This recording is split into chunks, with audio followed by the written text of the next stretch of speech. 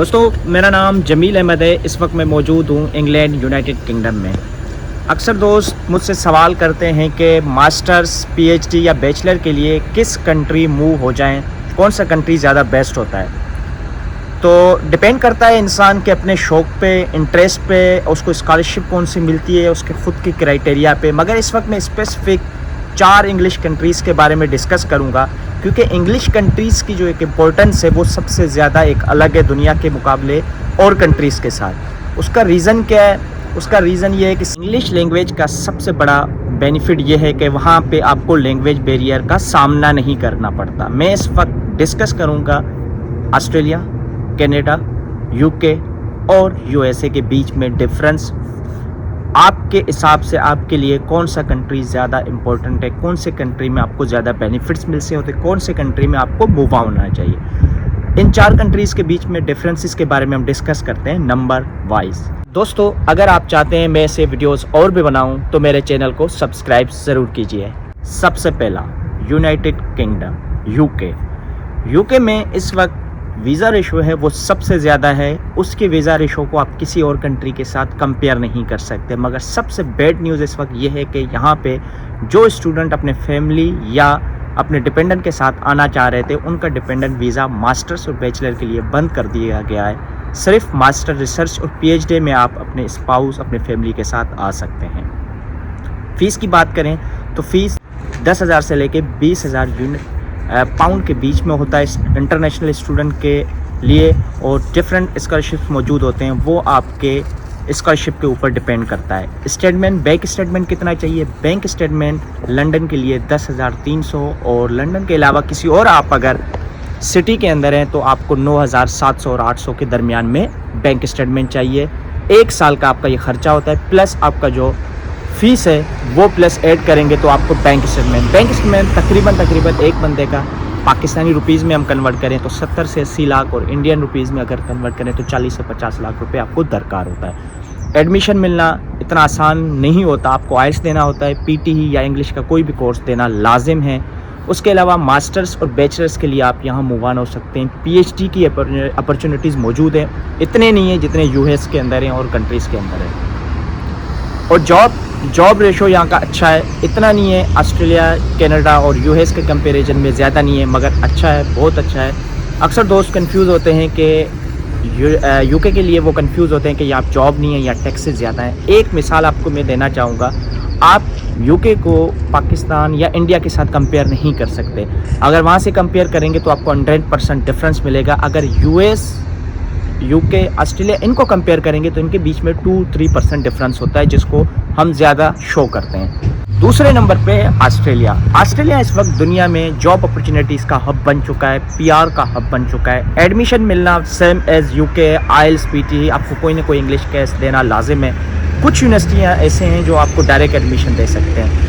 Bank statement आपको 1 करोड़ से ज़्यादा चाहिए होता है पाकिस्तानी रुपीज़ में, क्योंकि कम से कम आपको 24,000 ऑस्ट्रेलियन डॉलर शो करने होते हैं अपने एक्सपेंस शो करने के लिए।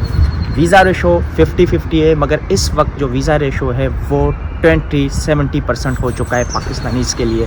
उसका रीज़न्स बहुत सारे हैं।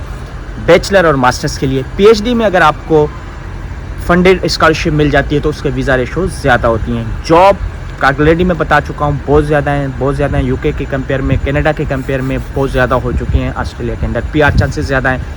लैंग्वेज बैरियर वही सेम। ऑस्ट्रेलिया का सबसे अच्छा इस वक्त जो बेनिफिट है वो है पीआर ईजिली मिल जाती है एज़ कम्पेयर टू और कंट्रीज़ के साथ। नंबर 3 कनाडा में एडमिशन अगर आपको मिल जाती है तो आपका वीज़ा रेशो है वो 50-50 है। कनाडा के लिए आइल्स, पीटीई या कोई और इंग्लिश टेस्ट देना लाजिम है, मगर कुछ यूनिवर्सिटीज़ में ये लाजिम नहीं है। बहुत सारे ऐसे स्टूडेंट्स हैं विदाउट आइल्स, विदाउट पीटीई कनाडा जा चुके हैं। बैचलर में एडमिशन लेना चाहते हैं, मास्टर में लेना चाहते हैं, पीएचडी में लेना चाहते हैं, आप जा सकते हैं, डिपेंडेंट के साथ जा सकते हैं। मगर एक चीज़ वहाँ पे ये है कि वहाँ पे भी जॉब अपॉर्चुनिटीज़ अच्छी हैं। 10,000 कैनेडियन डॉलर आपको 1 साल का शो करना होगा बैंक स्टेटमेंट के लिए। नंबर 4 है USA, United states of America, जिसे दुनिया का बेस्ट एवर ग्रीन कंट्री भी कहा जाता है। किसी को भी यहाँ अपॉर्चुनिटी मिले तो आँख बंद करके मूव ऑन हो सकता है। यहाँ पे पीआर से लेके जॉब से लेके बिजनेस से लेके हर अपॉर्चुनिटीज़ मौजूद होती हैं। यूएस का कंपैरिजन आप दुनिया के किसी भी कंट्री के साथ नहीं कर सकते, क्योंकि दुनिया का अपॉर्चुनिटी का हब भी इसे कहा जाता है।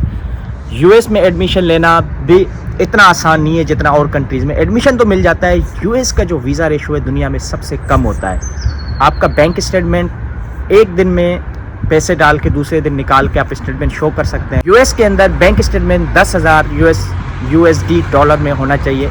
एक साल का 10,000 आप शो करेंगे तो आपका बैंक स्टेटमेंट मैच्योर हो जाता है। इसमें यह नहीं होता कि आप 10,000 को एक महीने या 2 महीने के लिए रखें, तो इसमें कोई ज़रूरत नहीं है। आप एक दिन डाल के दूसरे दिन निकाल सकते हैं। इसमें डिपेंडेंट अलो होता है। इसमें आप जॉब कर सकते हैं part time as a student, और फ्यूचर में और भी चीज़ें बहुत अच्छी हो जाती हैं। अच्छा, फ़ीस इसकी बहुत ज़्यादा एक्सपेंसिव होती है, मगर स्कॉलरशिप की एक अपॉर्चुनिटी इसकी बड़ी तादाद मौजूद होती है। सबसे ज़्यादा यूएस की ख़ास बात यह है कि अगर पीएचडी आपको फंडेड मिल जाती है तो आपकी ज़िंदगी एक आसान हो जाती है।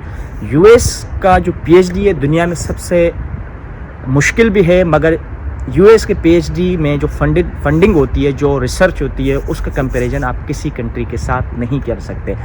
तो दुनिया में इस वक्त 4 कंट्रीज़ हैं जिसको मैंने step by step visa ratio के साथ भी बताया है। आपका चॉइस क्या है? सबसे लास्ट में अगर मैं वेदर की बात करूं, चारों कंट्रीज़ के बीच में ऑस्ट्रेलिया का वेदर सबसे बेस्ट है। वहाँ पे ना सर्दी होती है ना गर्मी होती है। कनाडा में सबसे ज़्यादा सर्दी होती है। वहाँ की सर्दी जो है वो ज़्यादा आम जो पाकिस्तानी जो सर्दी को बर्दाश्त नहीं करते उनके लिए ज़्यादा वो ख़तरे की बायस बन सकती है। यूके की सर्दी भी ज़्यादा होती है, मगर यूके के जो मार्च से लेके आपका नवंबर तक, अक्टूबर तक जो सर्दी होती है वो नॉर्मल होती है, और 3 मंथ्स मई से ले अगस्त वो नॉर्मल एक मौसम होता है। यूएस की सर्दी भी ज़्यादा होती है, मगर यूएस का एक बहुत बड़ा कंट्री है। यूएस के डिफरेंट स्टेट्स के ऊपर डिपेंड करता है। तो दोस्तों, उम्मीद है इस वीडियो से कोई ना कोई फ़ायदा आपको ज़रूर होगा। मिलते हैं किसी और वीडियो के साथ। Thank you so much.